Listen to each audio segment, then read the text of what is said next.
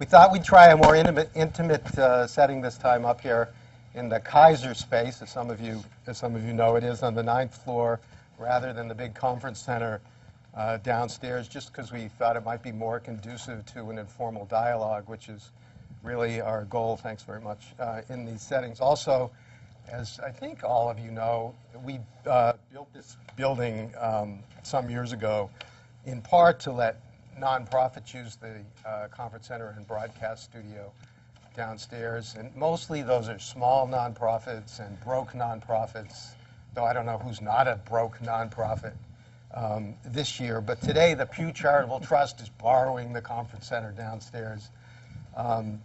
Apparently, they have big money, but just small facilities. So that's why we're upstairs today, for both of those reasons. It's a personal pleasure for me to have Senator Grassley here today, who's been such an important leader in health and will play a decisive role in deciding the fate of health reform this time around. I'm very happy to have him here today, as I know our partners are. We're going to have a schedule of all the future Newsmaker breakfasts out to you soon, but there is one date you may want to note, which is that Nancy Ann DeParle will be here on April 14th, and I know that's one you'll be interested in, so you might want to just jot that one down. At our first Newsmaker breakfast, Senator Baucus talked about the close working relationship he has with Senator Grassley. He talked about how closely their staffs work together and said that it was his aspiration that the two senators come together on health reform. And we all know that crossing the aisle on health reform and paying for health reform are really tough challenges, so perhaps this morning we'll get an early sense of what the possibilities for that may be. That's all from me this morning. This is not about us. This is all about hearing from Senator Grassley. So with that, I'll turn it over to my partner for just some brief remarks, and then to Ron to introduce the senator, and we're off and running. Great, thank you. I'm Dan Danner with NFIB. It's a great pleasure for me to be here today, and I'm particularly excited about our speaker this morning because I know he understands the significance and importance of small business, certainly a great factor in his state, and he also understands the challenges that small businesses face trying to find and purchase health care. And it really does start with cost and affordability, I think, for small businesses. Small businesses definitely want a solution, and we believe very strongly that this needs to be a bipartisan solution. So we very much look forward to working with the senator and trying to find a health care solution that works for America's job creators. It's a great pleasure for me to be here. Thank you. Thanks, Dan. Thanks, Drew. I have the great pleasure to introduce our guest of honor, Senator Chuck Grassley. All of us who care about trying to achieve health care reform want to do it on a bipartisan basis. And to do it on a bipartisan basis, it goes through Senator Grassley's door. And so we're delighted to have the senator speak to us here today. As you know, he's the ranking minority member of the all-important Senate Finance Committee that has primary jurisdiction over health care. He's on the Senate Budget Committee. He works very closely with his colleague, Senator Baucus, so I think the opportunities for doing something on a bipartisan basis appear reasonably promising. In introducing him, I thought I'd mention three things that are not usually said about the senator. One is he loves town hall settings, and so he loves good give and take, and I think this forum will be right down his alley. Another thing that's least known, perhaps, about the senator is he's a real technological Renaissance person. The last time we were together, he brought one of his staff people, had a camera so that he could be on YouTube. He likes to Twitter. He loves to be on, he gets on Facebook and MySpace.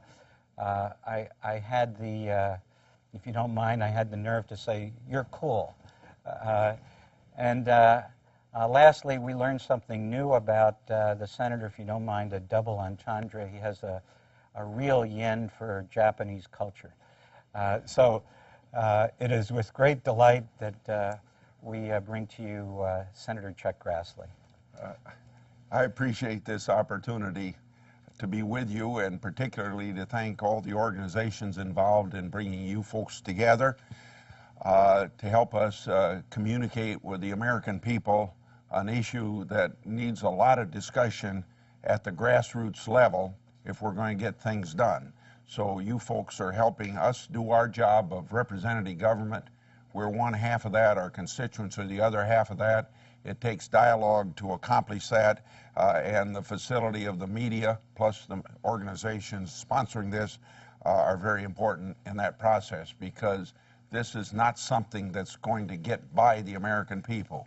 The American people are very concerned about health care delivery. Most importantly, the high cost of health care probably reflected more in the high cost of insurance than with anybody else or in any other way. And so they're going to be very observant.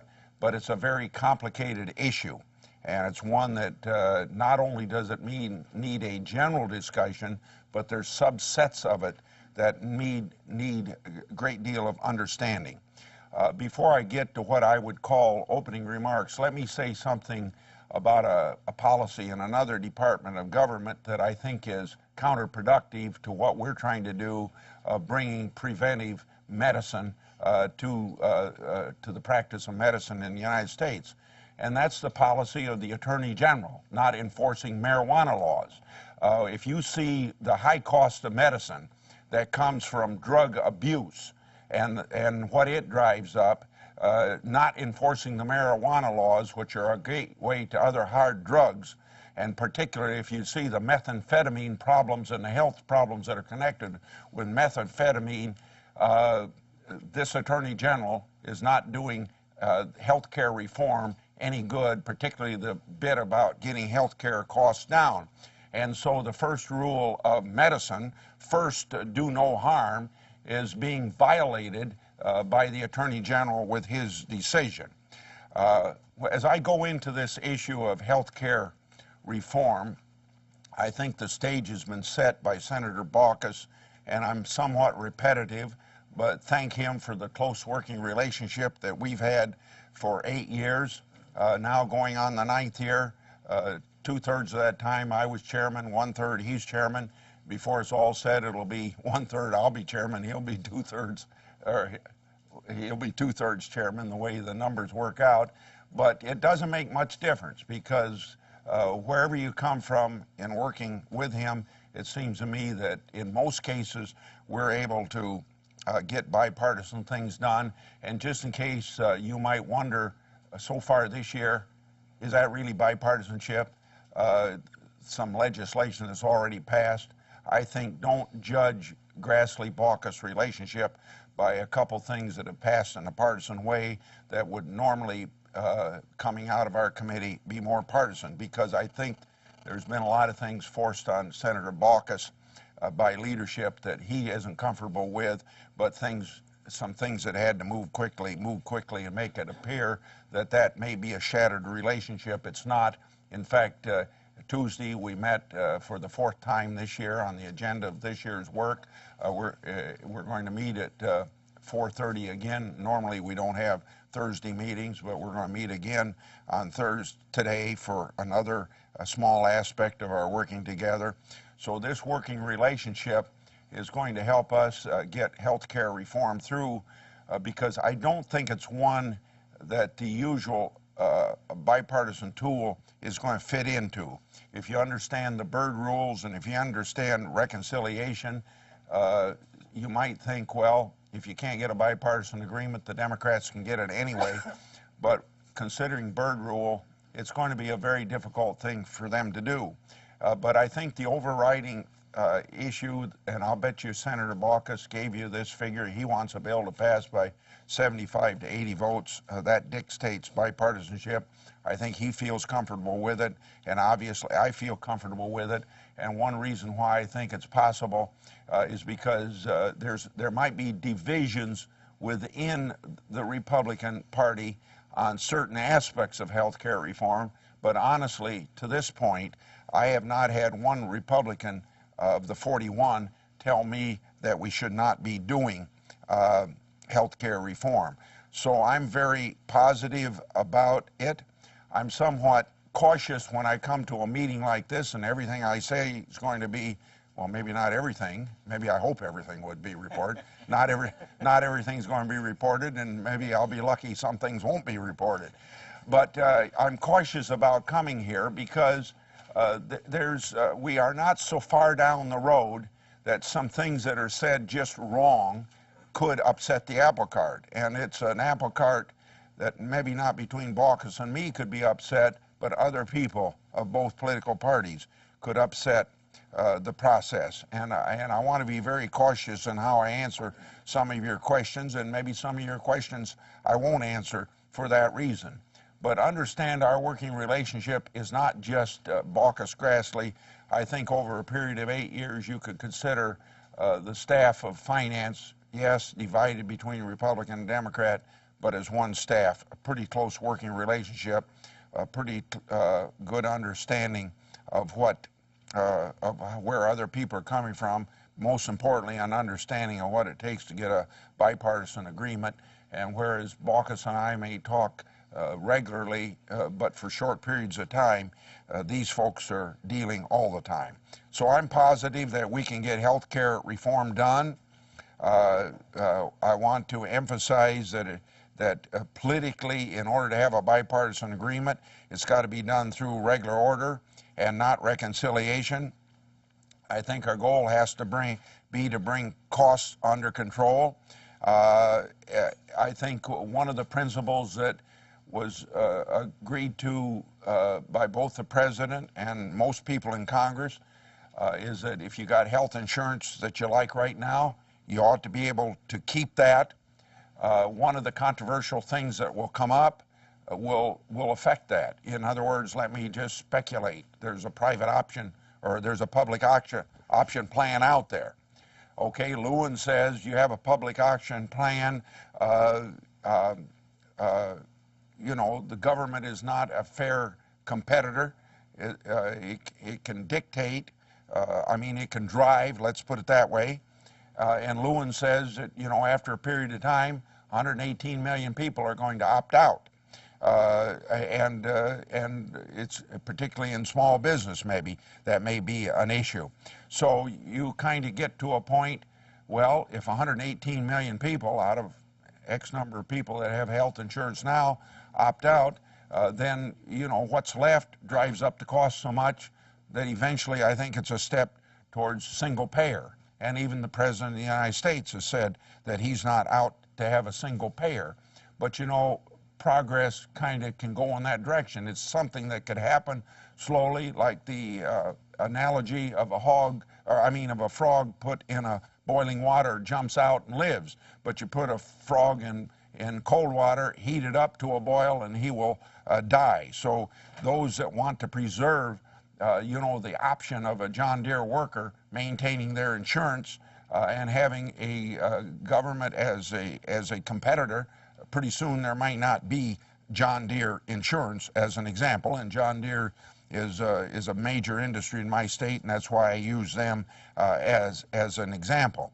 I think another principle that everybody wants to maintain, but I think you got to understand that it's pretty easy when the government's driving something to get in the way, and that's maintaining the doctor-patient relationship. And without going into detail, I would refer you to a short speech that I gave yesterday on the floor of the Senate, where I think that some things of health care reform could take us in the direction of interference in doctor-patient relationship. It's not a long speech, probably just 5 or 6 minutes, so I won't go into detail on that. I think we also have been led to believe by spokesmen for the administration, maybe even some people in Congress, that it's necessary to do health care right now because of the situation of the economy. and maybe it's more, can you do this and the economy at the same time? The answer is yes, you can, so I'm not finding fault with people that are promoting this at the same time we're trying to get out of a recession. But I think people are led to believe that this is something that's going to help us with the short-term economic problems. Obviously, it's not. It could help us and hopefully will help us with long-term budget problems, but it in and of itself is not a fix on the tremendous entitlement problems that we have before us. It's a partial help towards the entitlement problems, but it's not a total help. I think that that there's probably a lot of other things I should say, but I'll stop there and let you folks set the agenda. And when I say let you set the agenda, that's exactly what I say at my 99 town meetings that I have in each of the 99 counties of Iowa every year for 28 years, 24 so far this year. So you set the agenda. The senator asked me to moderate, understanding that he can take over whenever he chooses to do that. I just ask you to identify yourselves, not because we don't know who you are, but for the webcast. And the one thing I do want to do, the one prerogative, is just give Karen Tumulty the first question, only because of her wonderful piece in about her brother, which we all so much enjoyed. So, and you raised your hand anyway. So. Well, Senator, just on this, Karen Tumulty from Time Magazine, just on this last point that you made, that it's not a short-term fix for the economy, does this mean that you don't necessarily think it has to actually get done this year? Because the other argument for doing health care reform this year is that if you wait, you're going to end up repeating what happened in '93. I think if it isn't done this year, it won't be done for the next 4 years. So I think it needs to be done this year. Something just came to my mind unrelated to her question, but I think I made this clear in my comment about marijuana. First, do no harm. I think it's counterproductive to our goals of preventive medicine, and if I didn't say that, that was the point that I was trying to make. Okay, Wyatt? Wyatt Andrews from CBS. Senator, thanks so much for doing this. Weren't you the one that asked the president the other day about the public option? That was your question. Yes, I did. And it seemed to me that he kind of minimized that. The construct of his answer was essentially, we need this public option, I see, to keep the private payers honest, something to that effect. So I'm wondering what your thoughts were. I mean, bluntly, do you trust that answer? And as a second part of the question, isn't there a value to a public plan if it creates a certain national minimum of coverage for everybody who gets into the system? Can I want to answer all of your questions, so if I forget something, I'll start with the last thing because that's the easiest way for me to remember.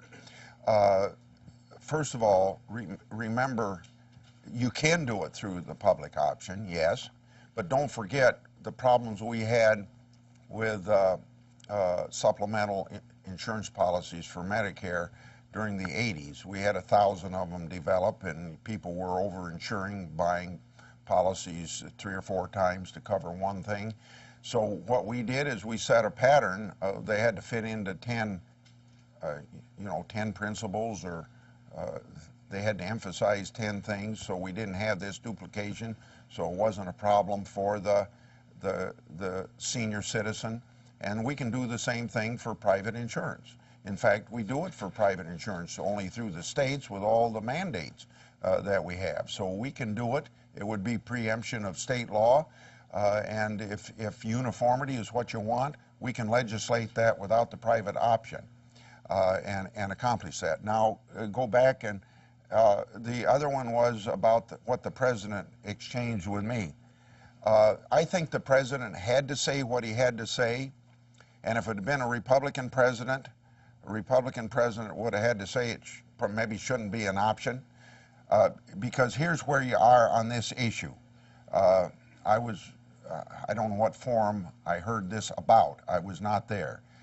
But somebody brought up, does the plan have to have a private option? Well, there was somebody speaking either for the Republicans or like a Republican and said something like, well, if you have a public option in there, then it's no go. You know, you just can't have it. And then there was, I think Mr. Stern over here for the union said, well, if you don't have a public option in it, it's a no go for us. So the president's got to take a position that everything's on the table. And since I take a view that there's almost anything compromisable in public affairs except probably the issue of abortion, I say, you know, I don't want to say that there's not something, but this is a very difficult issue to find a compromise is. Right now I'd have to say I don't see a compromise, but I'm going to take the same approach the president takes because I want to see what's possible. And there were extremes. I know the prescription drug issue is about that big compared to this issue of overall health care reform, but there were litmus test issues there between Republicans and Democrats, between Bush on the one hand and, you know, let's say Senator Kennedy on the other hand. Senator Baucus and Breaux and I and Senator Hatch, we compromised to get that done. And so I'm not going to say that there's some issue, some way this can be compromised, but right now I'm going to kind of take a purist position for my side as the president took maybe not a really purist position because I think he wanted to give me a little bit of leeway that he was considering what I said, but he's taken a purist position for his party now. Marilyn, and if you're on the side, please just speak up again for the webcast. You said earlier that if health care doesn't get done this year, it's not going to get done for the next 4 years. You could explain that a little bit more. Yeah, and because... Is there a danger that the current distraction over the financial rescue plans and possibility of more money could actually delay it then? Well, first of all, you got to think that you can adopt a policy and you can trigger a date down the road. But the obvious answer is, if it doesn't get done this year, why won't it get done? One word: elections. See, and the financial problems could have something to do with it. But you know, some people that maybe want to move more slowly in this area than Senator Baucus and I do have brought that up, and without saying that they really want to slow down health care reform. I think that's part of the motive. You know, or they're saying the president's trying to do too much, you know, because we ought to concentrate on this recession issue. But maybe the president can only focus on one thing, but Congress can do more than one thing, and we're going to do more than one thing. And during World War II, we didn't fight just World War II. We passed the GI Bill. We passed ADC legislation, first welfare. You know, Congress legislated during World War II. We may have a war on recession, but we can also legislate in this very important area, and we will. Let's go 3 on this side, and then we'll come back here. We'll go Marilyn Weber Serafini, Julie, and Robert, and then we'll come back over on this side. Senator Marilyn Serafini with National Journal. Could you talk a little bit about financing? I've heard some Republicans say that they're very concerned about potentially not paying for this legislation. So first, how big a problem would it be if Democrats didn't completely offset this package? But also, there seems to be some question about how you do it within the budget window.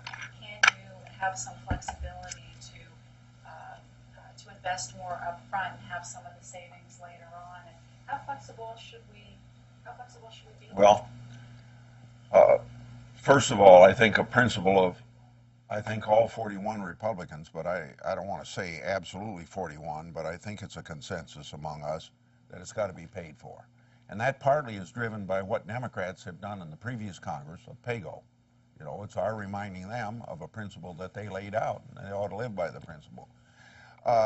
In regard to costs, would you repeat one of your questions?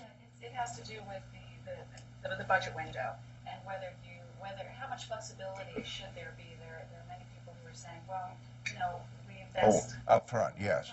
Well, I think that there may have to be some investment up front. So I don't want to preclude that there must be, but I think you've got to look at the document put out in January or December by CBO, that there's not a lot of savings there. And so I think you're going to have a lot of us questioning those investments to begin with.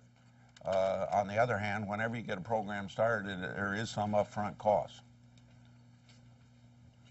Julie Rodman, National Public Radio. You say that this absolutely needs to get done this year. Well, the one way to give it a real shot at getting done this year is to put it in reconciliation. Obviously, that takes away the biggest, weapon of Republicans, the ability to filibuster and the ability to force 60 votes. Is there any way that would not be seen as the ultimate, declaration of bad faith to have reconciliation instructions? Yeah, I'm not assuming bad faith, and I'm not assuming reconciliation, because going back to November 13th and every time since then that we've had this kind of board of directors that includes the Help Committee plus our committee plus the Budget Committee, and Senator Baucus chairs those, I've had the occasion to bring it up, and every time I've gotten the same answer, that they expect to use regular order. So I'm taking them at their word, and I'm not going to raise questions about it. If I would, speak about that being a possibility, then that's kind of showing that I don't have good faith in what Senator Baucus says, and I do think it's a good faith statement. I didn't say this at the time I said about, you can assume that maybe bipartisanship's broken down by the first two bills that were in our jurisdiction that passed.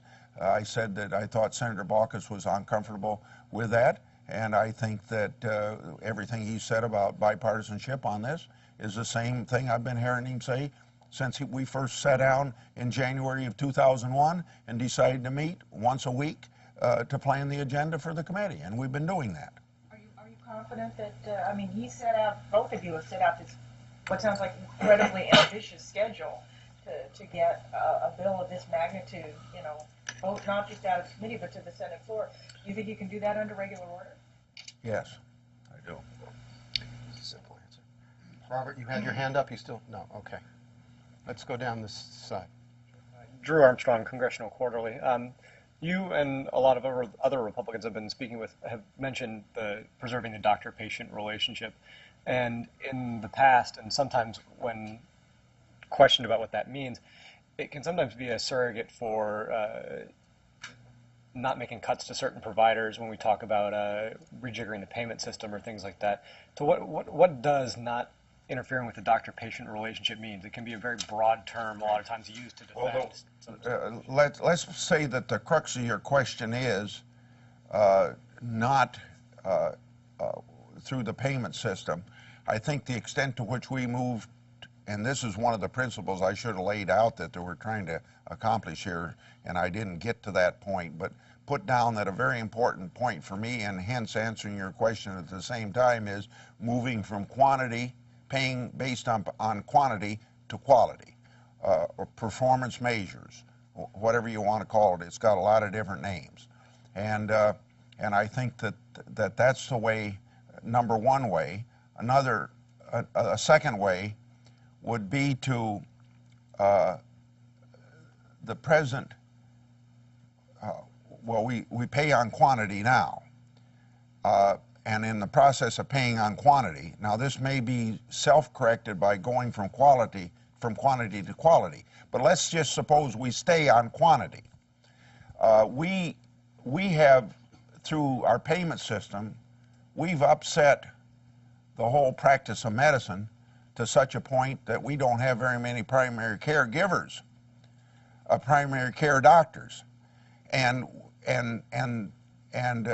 that has driven up the cost of medicine itself, with emphasis upon specialists, and it has reduced the quality of delivery, particularly in rural areas, and it has, and we don't have very many practitioners as well wherever you are.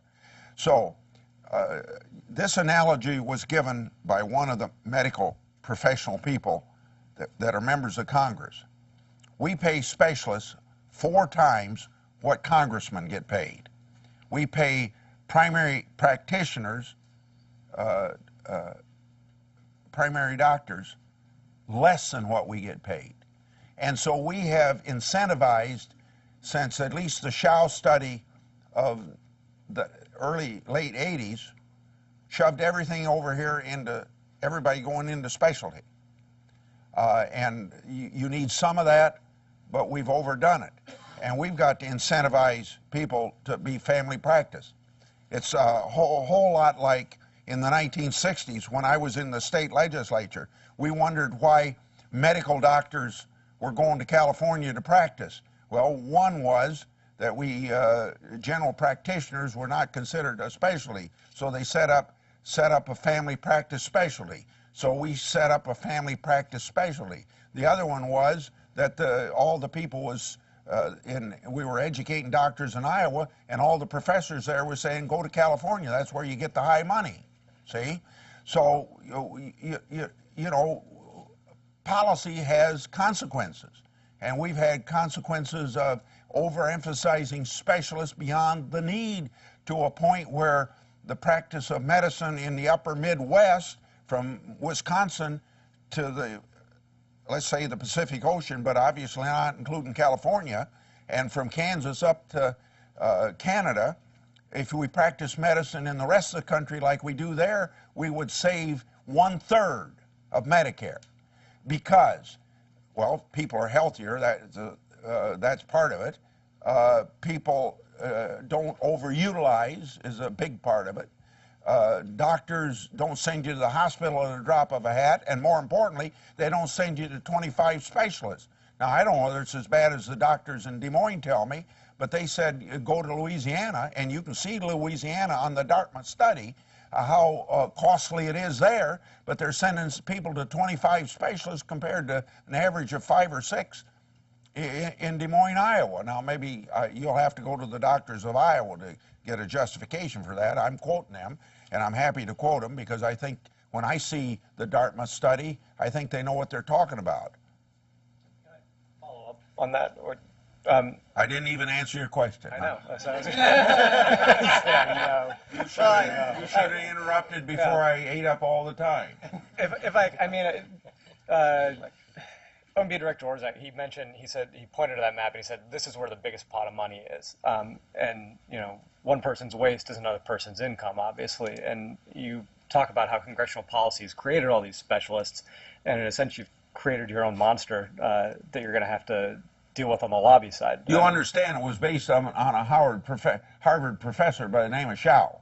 Well, I guess you're going further north in the Ivy League now. So I'm wondering, now that this monster has been created, and presumably any cuts there are going to be very poorly received, given that this is the biggest pool, if you believe what Orzak says, how do you try to break the back of that thing? If you really are honest about cost control, and you look at the biggest pot of what I think everybody agrees is wasted money. It's probably something you can do in an overall health care reform bill that we're talking about here at this meeting, but it's not something you could do if we don't get this bill passed, and we got to pass a Medicare bill in November, you know, just to keep doctors from being cut. So it's got to be it's got to be kind of lost in the whole overall issue. All right, next, by the way, my first job in health was on the Dartmouth study, but I won't tell you how long ago that was. Next question. Yeah. Anna Edney with Congress Daily. Senator Grassley, can you talk a little bit more specifically about paying for it? The president has suggested possibly limiting itemized deductions. Senator Baucus has talked about some way to tax health benefits. Do you like either of those, or hate either of those, or have your own ideas? Okay. Well, the first one was when you move from quantity to quality, there's some savings there, probably big savings, and there's probably more of a equitable distribution of the Medicare dollar from parts of the country where there's overspending to parts of the country where they're a little more careful. Now, you ask one of these questions that I'm probably not going to answer, but let me speak around it. And maybe get myself into trouble even if I try to be cautious. This is an 800-pound gorilla in the room.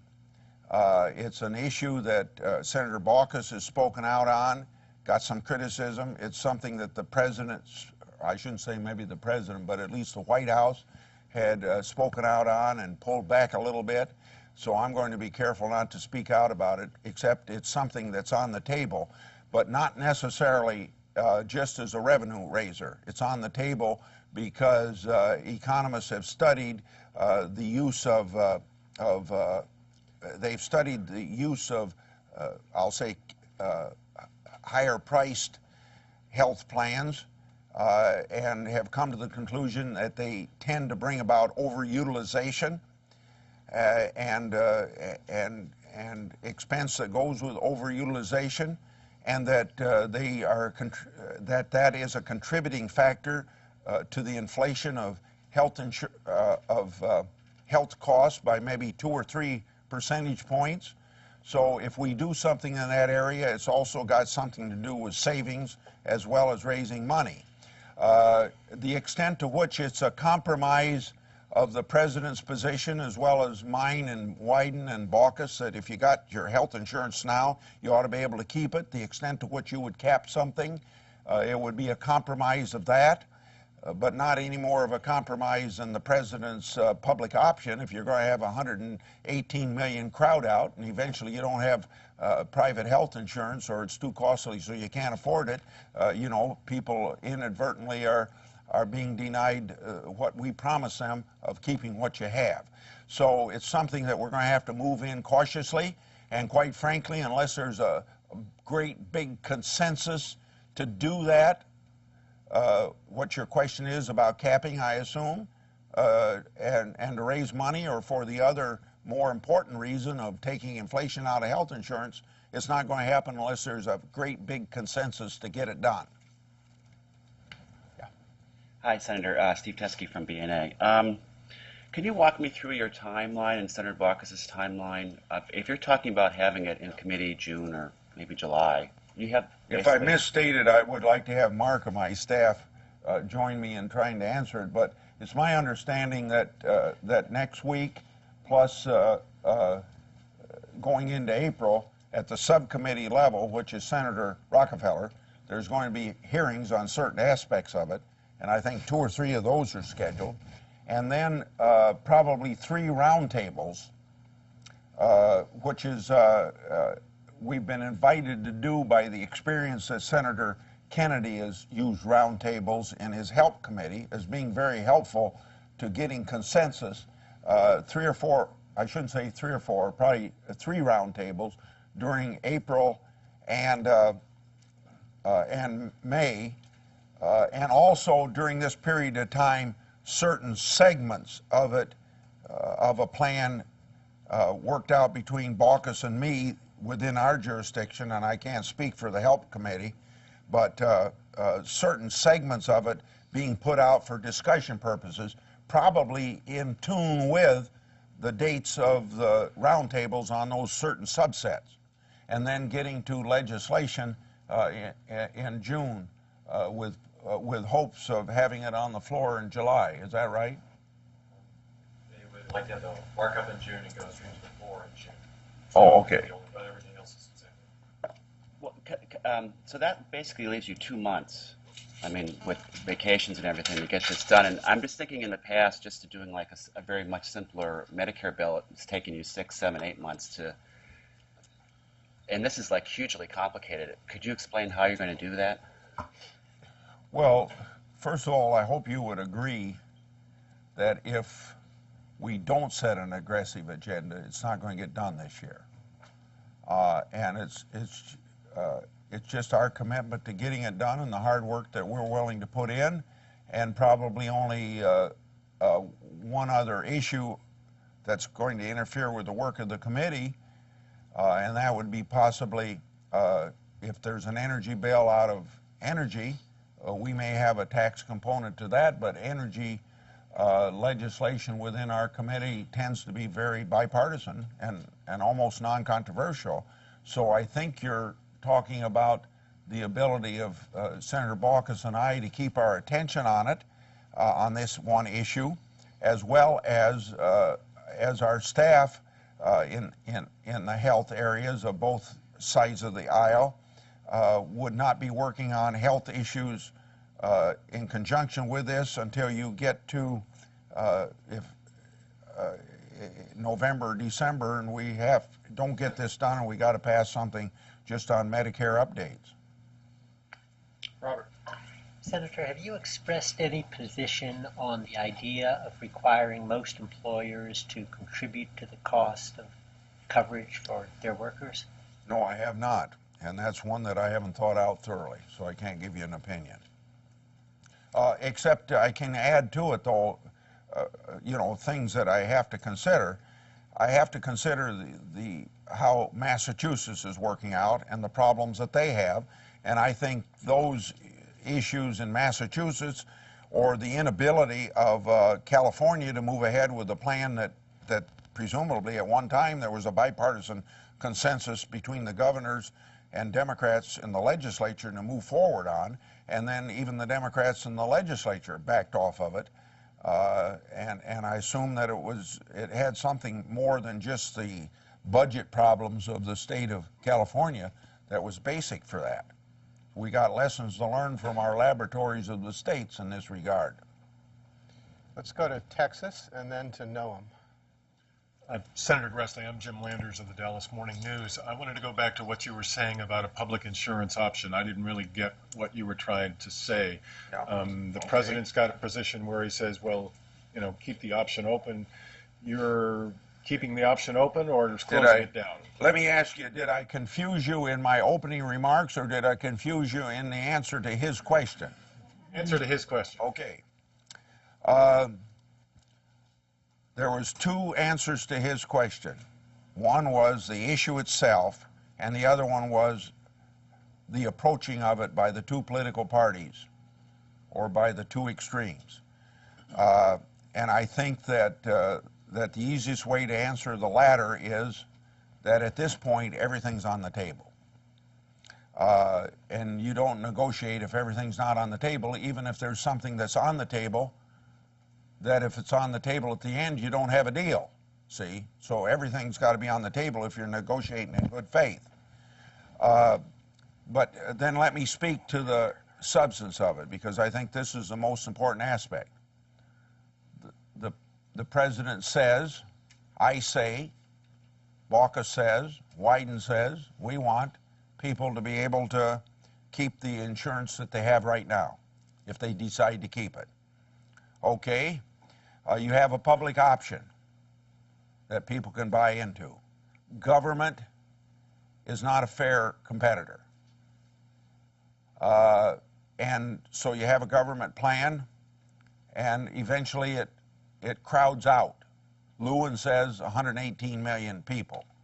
When you crowd out 118 million people, you want to have a private health insurance choice for people, because we promised it to them. It becomes so expensive for the small pool that's left that eventually you end up with a single payer. And then that's contrary to the original promise of being able to keep what you want to. So if you want to keep the promise of people keeping what they have, you have to have a viable public or a private insurance industry, and you aren't going to have a viable private insurance industry if you have an unfair government competition. Is that clear? Okay, so we're going to Noam, and then Lester had a question. We do have a hard ending at 9. Senator, I wanted to follow up on, I know I'm leaving with LA Times. I want to follow up on with the questions that Drew was asking about utilization.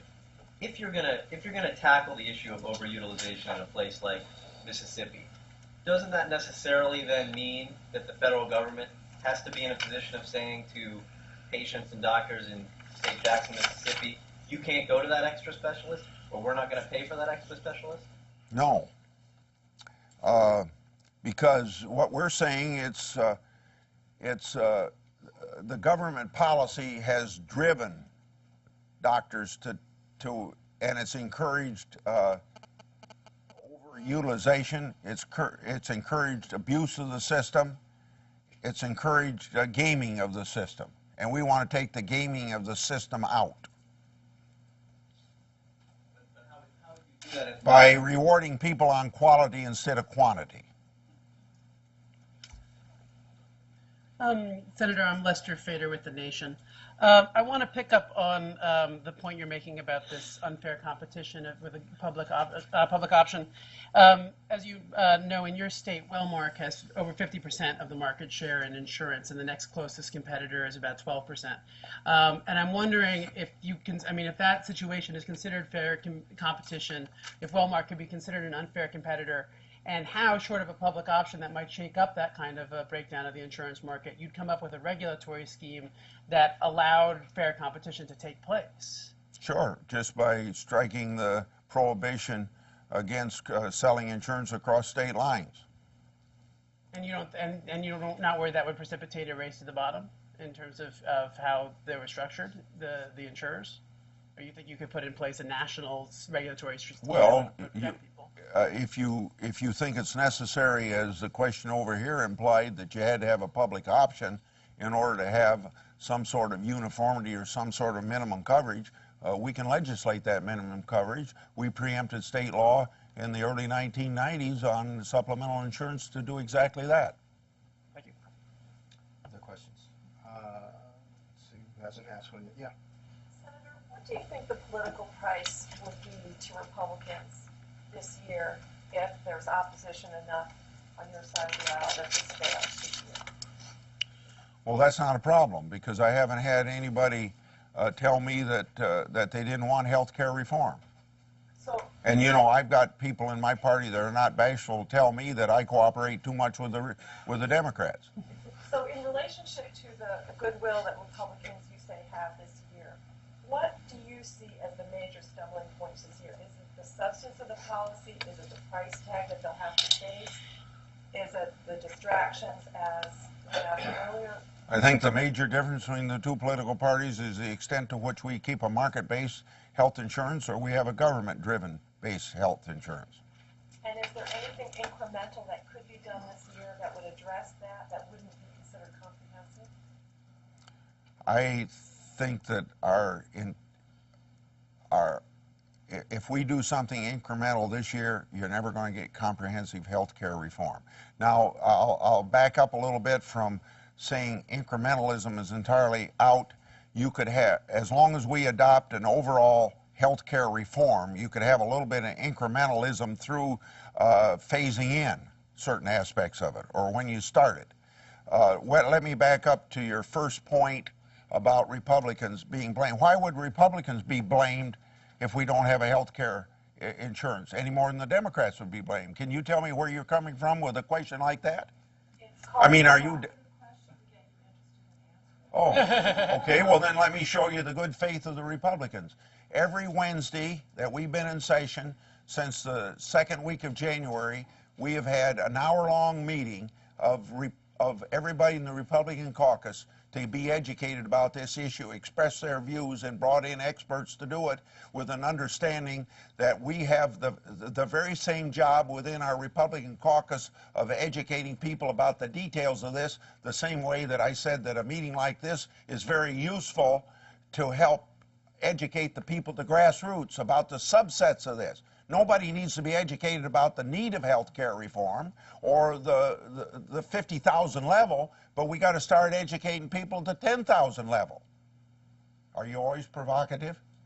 Okay. I guess you must have went to the University of Missouri School of Journalism. She said she did. Oh. Give Marilyn last question, then we'll see if the senator wants to make some final comments. Dragging you back to the subset of the public plan, but a lot of people are talking about the public plan as an all or nothing proposition, and you have mentioned the word a few times today of compromise. Can you give us some idea of what compromise could potentially look like? Some people have talked about FEHBP, which doesn't actually have a public plan, but yet is run by the government. It has some government say in there. I mean, what is a compromise? I think you get back to the same answer I gave this gentleman over here. You set up certain minimums that every insurance policy has to have. And then the options are, who do you want to buy from in the private sector? So there would Well, I think haven't I made clear that when you have 118 million crowd out under Lewin's study, you eventually don't have any private health insurance.